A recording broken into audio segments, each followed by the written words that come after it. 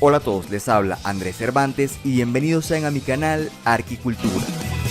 Nos vamos a China para conocer la historia de la más grande obra jamás construida por la humanidad, la Gran Muralla China. Como sabrán, es imposible visualizar toda la Gran Muralla. Por ello, cuando requiera mostrarles la totalidad del territorio chino, utilizaré esta maqueta, aclarando que la muralla que pondré sobre la maqueta no responde a la escala real, sino que la he agrandado para una mayor comprensión. Comenzamos la historia en China, entre el 770 a.C. y el 221 a.C., es decir, antes de que existiera China como tal, ya que realmente eran varios estados dispersos, mientras al norte había pueblos nómadas que saqueaban constantemente las aldeas. Así que durante este periodo se construyeron tramos de muralla, para defender los intereses de cada uno de esos estados, no solo separándose de los nómadas del norte, sino que también entre ellos mismos. En el 221 a.C., el emperador Qin logró unificar el imperio, y debía consolidar la frontera al norte, por lo que hizo construir la primera Gran Muralla, agrupando las secciones existentes, siendo un total de 6.400 kilómetros, desde el Mar Amarillo hasta el desierto de Gobi. La obra tomó solo 12 años, además se demolieron los muros interiores. El material utilizado fue tierra comprimida, y la técnica era bastante sencilla. Se tenía una estructura de madera con el espesor de la muralla, una tabla de madera a cada lado, las cuales funcionaban como molde para la tierra que sería compactada. Luego se agregaba una capa de juncos y se subía un poco a las tablas de todos los lados, y se repetía el proceso hasta completar una altura total de aproximadamente 6 o 7 metros. Luego se ponía una capa en todo el exterior a manera de enlucido, y se movía toda la estructura para avanzar con otro tramo de muralla, así hasta cubrir los 6.400 kilómetros. El emperador Qin había sido un tirano, y el uso de la fuerza contra el pueblo para la construcción de la muralla mantenía un aire de descontento. En el año 210 a.C. murió el emperador, se dice que por beber mercurio buscando la vida eterna. En su ausencia el pueblo se rebeló, pero rápidamente fueron aplacados por una nueva dinastía, los Han, quienes hicieron construir otra muralla al norte de la existente. Su extensión sería de unos 10.700 kilómetros, adentrándose mucho más en el desierto al occidente. Esto ayudó a expandir los territorios del imperio. La muralla tenía torres de vigilancia en todo su recorrido, y además otras tantas regadas por la región, permitiendo enviar mensajes de alerta desde la frontera hasta el interior del imperio. El mensaje podía ser enviado con banderas o humo en el día, y fuego en las noches. Por esta época, comerciantes chinos partían hacia occidente con sedas, pieles, cerámica y otros productos, y regresaban con oro, marfil y coral. El camino que tomaban era paralelo a la Gran Muralla, gozando de la protección que ésta les ofrecía, y a este camino se le conoce desde el siglo XIX como la Ruta de la Seda. Esta fue la columna vertebral de la economía asiática de la época. La Gran Muralla obligó a los nómadas a renunciar a China y marchar sobre Asia Central hasta llegar a Europa y atacar a la otra potencia de la época, Roma. Mientras la Ruta de la Seda hizo crecer aún más el imperio chino, haciéndolo crecer más allá de la Gran Muralla. Tras la caída de la dinastía Han en el 220 después de Cristo, siguió un periodo complicado, donde el país se dividió en pequeños estados y se unificó varias veces. En este tiempo se hicieron pocas intervenciones a la muralla. Llegamos al 618, cuando se estableció la dinastía Tang. Recordemos que el imperio sobrepasó la Gran Muralla, por lo que ésta ya no cumplía una función defensiva y terminó en ruinas. En su lugar, lo que mantenía a la raya a los nómadas eran unas medidas más sencillas que una gran muralla: comercio, diplomacia y, por último y más importante, matrimonios. Los Tang ofrecían muchos regalos y princesas para casarse con los líderes nómadas del norte. y así evitar ataques, aunque las princesas no llevaban una buena vida con sus esposos bárbaros. Esta medida sirvió durante bastante tiempo, mientras la muralla se deterioraba cada vez más. Este era el panorama hacia 1200. El territorio se encontraba dividido entre el Imperio Tangut, la dinastía Jin y la dinastía Song. En 1206, Genghis Khan unificó a los nómadas, conformándose el Imperio Mongol. Y en 1215 atacó China. Sin una muralla que los protegiera, los territorios del norte fueron conquistados rápidamente. El terreno no era fácil de recorrer, pero en verano los ríos secos ofrecían una ruta amplia para ingresar al imperio. Es por esto que aunque la muralla permanecía en ruinas, las zonas cercanas a los ríos seguían fuertemente protegidas. Y fue por una de estas zonas que Genghis Khan atacó la Gran Muralla. Aquí se encuentra el paso Yuyong, pero Genghis Khan no logró gran cosa. Burlar la muralla a través de sus zonas en ruinas no era la primera opción, ya que el terreno no era apto para un ejército tan grande. Pero esto no impidió que un grupo rodeara la fortaleza, atacara desde adentro y abriera las puertas. Luego de esto, los mongoles reinaban en China, consolidándose en 1271 como la dinastía Yuan. Los mongoles establecieron la capital del imperio en la ciudad de Jambalik, la actual Pekín. Por cierto, en esta época Kublai Khan, nieto de Genghis Khan, construyó un palacio, sobre el que más adelante se construiría la ciudad prohibida. Aunque su reinado en China no duraría mucho, ya que los chinos seguían considerándolo un gobierno extranjero. Luego de 1368, los mongoles fueron expulsados, y nuevamente tomó el poder una dinastía china, los Ming. El nuevo gobierno no permitiría que se repitieran los errores del pasado, por lo que amurallaron hasta el último rincón de la frontera norte. Aunque naturalmente esto se hizo en diferentes etapas a lo largo del reinado de esta dinastía, teniendo en cuenta la evolución de la guerra constante con los mongoles. Esta muralla se hizo de piedra y ladrillos, con una longitud de 6.400 kilómetros. Como primera medida, se hicieron talar los árboles a 3 kilómetros de la muralla, para poder ver a todo aquel que se acercara. A continuación, veremos a detalle el funcionamiento de la muralla, y además algunos conceptos básicos. El pasillo superior de las murallas se llama adarve, y según lo permita la topografía, el adarve de la Gran Muralla es plano, inclinado o con escalones.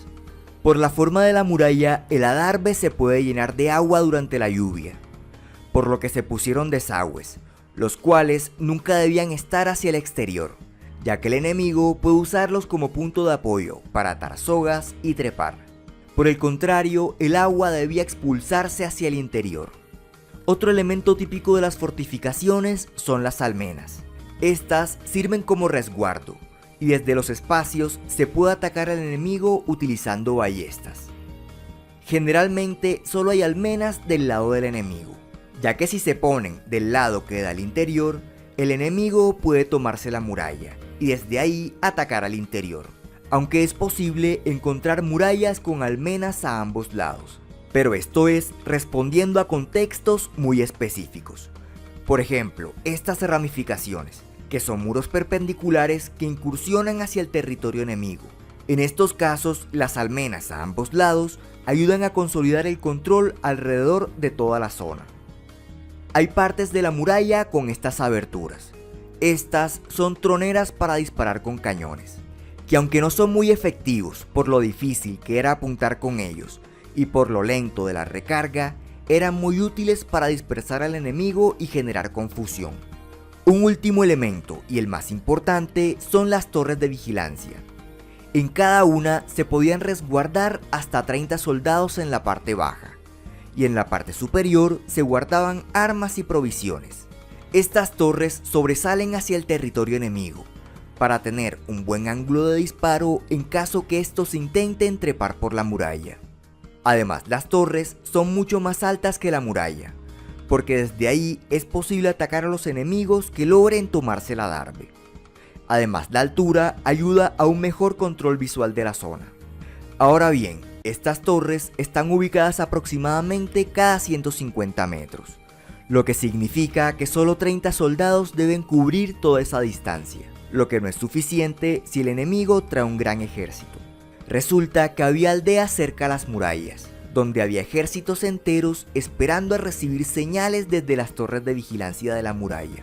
El terreno desprovisto de árboles permite ver al enemigo desde mucho antes que llegue, tiempo suficiente para alertar a las aldeas vecinas, y en cuestión de horas tener un ejército listo para proteger la muralla. En las zonas más empinadas, la muralla tiene una variante. Se vuelve mucho más angosta y aparecen estos muros con aspilleras, que permiten atacar con el privilegio de la altura al enemigo que consiga subir al adarve y que quiera tomarse las torres más altas. Inicialmente, el trazado de la muralla puede parecer aleatorio. Por ejemplo, ¿por qué no hacerla por allá o por acá? Hacerla de este lado pone a la muralla en desventaja, porque los enemigos pueden atacar desde las crestas de las montañas, y poner la muralla del otro lado significa desaprovechar los beneficios de la zona alta de la montaña. Por lo tanto, la muralla recorre cientos de kilómetros siguiendo el recorrido de las montañas. La Gran Muralla tiene una segunda utilidad, además de ser defensiva, y esto solo queda evidenciado al encontrarnos este tipo de lugares. En un terreno tan complicado es casi imposible una incursión del ejército enemigo. Es fácil concluir que aquí la muralla sobra, pero no. La muralla funciona además como vía para movilizar ejércitos rápidamente por terrenos inhóspitos. Por ejemplo, si en esta zona se requiere refuerzos y de este lado hay soldados de sobra, simplemente tienen que cruzar por la muralla para llegar hasta donde se necesiten. De no estar este tramo, esto no sería posible, y la fortificación no funcionaría como una unidad. Falta una parte importante de la muralla: las puertas. La Gran Muralla tenía cientos de puertas a lo largo de todo el recorrido, fuertemente vigiladas y muy pequeñas, por donde difícilmente pasaría un caballo, y servían para pequeñas incursiones en el territorio enemigo. Pero la Gran Muralla en todo su recorrido tiene poco más de una docena de puertas, siendo 3 las más importantes. Las 2 de los extremos por controlar el paso en los bordes, y este paso de aquí por ser el más cercano a Pekín. Ahora veremos en detalle cada uno de estos 3 pasos. El paso Chiayu o paso del oeste, ubicado cerca al borde occidental de la muralla en el desierto de Gobi. Consiste en una doble muralla, donde se regula cuidadosamente a todo el que ingresa, y para mayor control de la zona hay un fuerte en el espacio entre las 2 murallas. Además, las puertas del fuerte están protegidas con una muralla más pequeña. Desde aquí, la Gran Muralla se prolonga en línea recta hacia el oeste, poco más de 6 kilómetros, y termina en el cañón del río Taolai, que continúa como muralla natural otros 30 kilómetros, hasta perderse en las montañas. La otra puerta es el paso Yuyong o paso del norte. Este es el paso más cercano a Pekín. Fue por aquí por donde Genghis Khan se tomó China. Por eso los Ming reforzaron esta puerta, agregándole una doble muralla protegida por varias torres, 2 puertas y una muralla semicircular reforzando la puerta exterior. Por último tenemos el paso Shanghai o paso del este, ubicado cerca al borde oriental de la muralla, de forma parecida al paso Chiayu. Este es el más complejo e intrincado. Esta es la puerta principal, bordeada por una muralla al exterior y por otra más grande al interior. La puerta para acceder a la parte exterior está protegida por otra muralla, y del mismo modo la puerta principal tiene otra muralla. Dentro del recinto amurallado más grande hay una población, y aquí están las últimas 3 puertas que deben cruzarse para finalmente estar en territorio chino. La Gran Muralla abarca desde el desierto de Gobi hasta el Mar Amarillo. El extremo oriental es conocido como la Cabeza del Dragón, donde la muralla entra a 22 metros en el mar. Aquí hay un torreón para vigilar este paso e impedir que la muralla sea rodeada.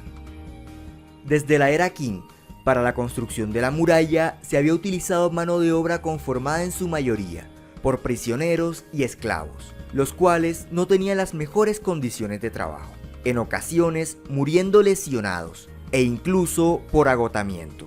En estos casos, los cadáveres simplemente se agregaban al relleno de la muralla y la construcción seguía.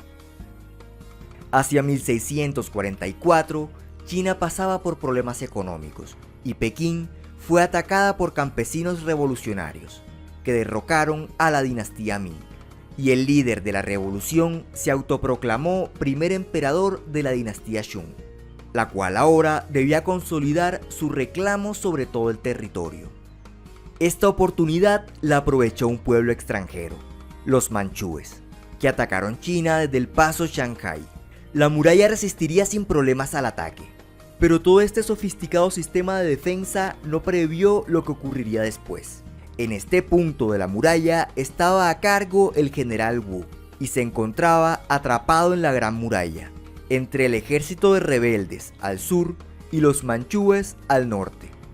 El general, al enterarse que los rebeldes habían asesinado a las autoridades de la dinastía Ming y a varios funcionarios, incluido su padre, sabía que vendrían por ellos para someterlos también.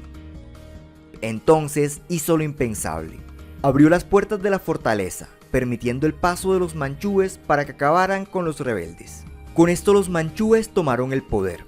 Terminó la fugaz dinastía Shun e inició el gobierno de la última dinastía, los Qing, que se esforzaron en aprender las costumbres chinas, a pesar de ser extranjeros, y mantuvieron la estabilidad del imperio basados en la diplomacia, nuevamente dejando sin uso la Gran Muralla, que volvió a quedar en ruinas. Grandes tramos terminaron desapareciendo, porque sus piedras se empezaron a emplear en nuevas construcciones. Luego de las guerras del opio en el siglo XIX, China abrió sus fronteras al comercio, lo que incrementó el número de visitantes extranjeros, que quedaban maravillados con algo que los chinos veían como un montón de escombros. Y aunque desde hace siglos había registros de visitantes occidentales en la Gran Muralla, fue por esta época cuando empezó a figurar en el panorama mundial. En la primera mitad del siglo XX, China pasó por procesos nunca antes vistos. Primero, se obligó a abdicar al emperador. Se estableció una república china y más adelante la República Popular China, con gobierno comunista. Por no mencionar las guerras con los países vecinos.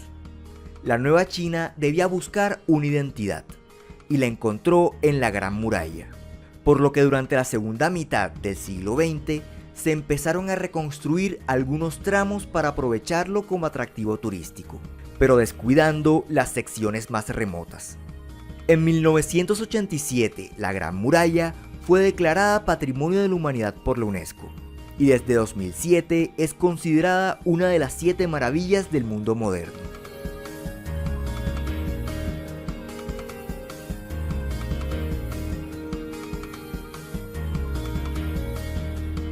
Y bueno, esto ha sido todo por hoy. Si te gustó, no te olvides de darle like y compartir con tus amigos. Y para que no te pierdas de próximos contenidos, suscríbete a mi canal de YouTube y sígueme en las redes sociales de Facebook e Instagram. Les habló Andrés Cervantes, hasta la próxima.